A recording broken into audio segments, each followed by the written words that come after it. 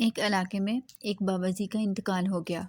جنازہ تیار ہوا تھا اور جب اٹھا کر قبرستان جانے لگے تو ایک آدمی آیا اور چارپی کا ایک پاؤں پکڑ کر بولا، مرنے والے نے میرے 15 لاکھ روپے دینے ہیں، پہلے مجھے پیسے دو پھر اس کو دفن کرنے دوں گا۔ تمام لوگ کھڑے ہو کر تماشا دیکھ رہے تھے۔ بیٹوں نے کہا، مرنے والے نے ہمیں کوئی ایسی بات نہیں بتائی کہ وہ مقروض ہے، اس لیے ہم پیسے نہیں دے سکتے۔ مرنے والے کے بھائیوں نے کہا کہ جب بیٹے ذمہ دار نہیں تو ہم کیوں دیں؟ اب سارے کھڑے ہیں اور اس نے چارپائی پکڑی ہوئی ہے۔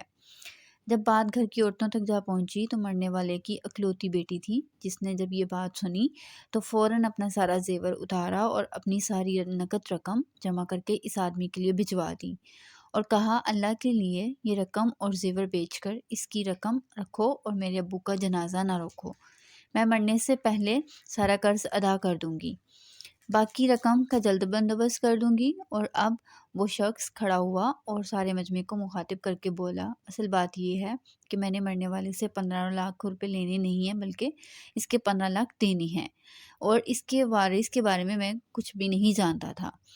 تو یہ میں نے ایک کھیل کھیلا، اب مجھے پتہ چل چکا ہے کہ اس کی وارث ایک بیٹی ہے اور اس کا کوئی بیٹا اور کوئی بھائی نہیں۔ اب یہ بھائی منہ اٹھا کر اسے دیکھ رہے تھے اور بیٹے بھی۔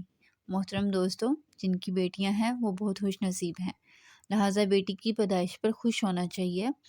بیٹیوں کی شریعت میں بہت فضیلت بیان کی گئی ہے۔